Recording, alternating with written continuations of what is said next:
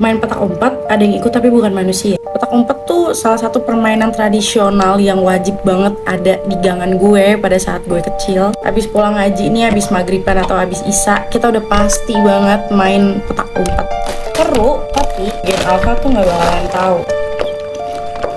Jadi gue mau cerita tentang pengalaman gue semasa kecil. Gue kelahiran tahun 2000 by the way, which is tahun 2006-2011an. Gue sama anak gangan gue tuh masih memainkan permainan tradisional kayak petak umpet, bentengan, gasin, nenek grondong, dan lain-lain. Kita tuh bener-bener main itu setiap hari. BTW gue tuh dibolehin main sama mama gue tuh sampai jam 10 malam. Ya dibolehin karena mainnya tuh cuma di depan rumah aja. Tapi pesan yang selalu gue inget sampai sekarang itu, mama gue tuh dulu sering banget ngasih wejangan atau ngasih tahu kalau ada yang ganggu langsung pulang. Mama gue tuh selalu ngomong kayak gitu setiap kali gue mau main. Betul di situ tuh gue ngehnya mama gue ngomong kayak gitu kalau misalkan ada anak gangan gue yang gangguin gue terus bikin gue nangis dan gue emang harus pulang. Sampai akhir tahun 2011 itu kita udah nggak main permainan itu lagi. Kita semua berakhir asing. Demi Allah gue nggak bohong, sampai sekarang pun sampai udah segede ini kita kalau ketemu pun kayak nggak tegur sapa. Kita dipisahkan bukan karena kita udah beranjak dewasa dan kita udah mulai kenal sama lingkungan baru, enggak juga, atau punya teman baru di sekolah atau apapun itu.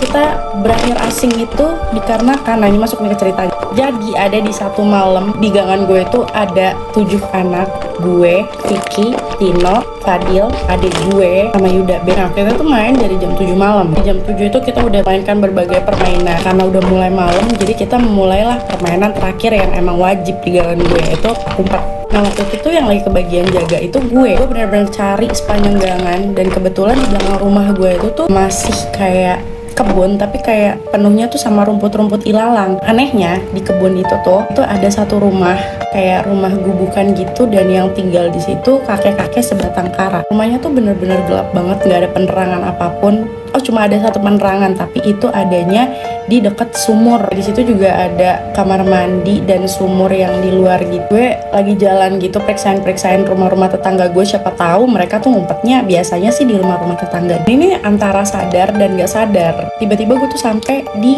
gangan tikus yang menuju ke belakang rumah gue.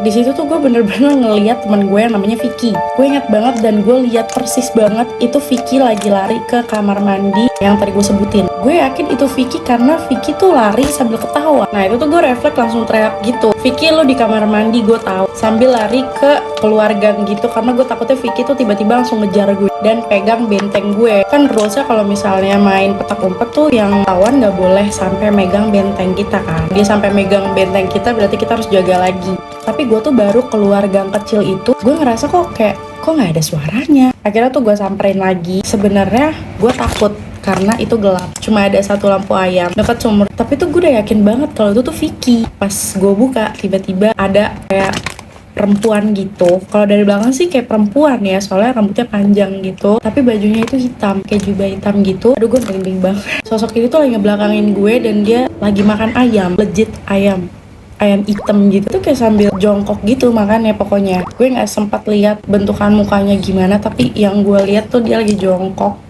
dan dia lagi makan. Gue bener-bener lari, gue teriak. Terus teman-teman gue udah pada di benteng gitu, gue nggak peduli, gue langsung pulang.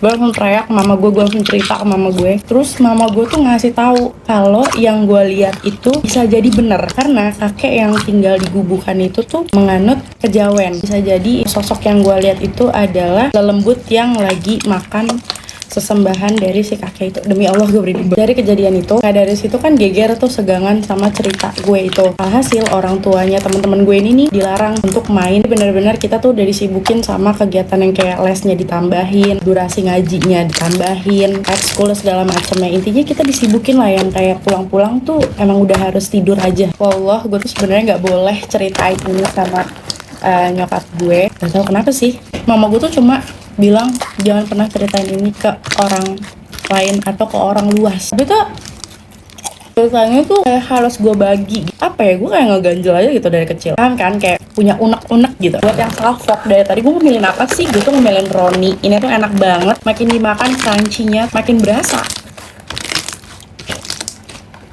Gitu dulu cerita gue hari ini. Follow gue untuk cerita horor lainnya. Bye-bye.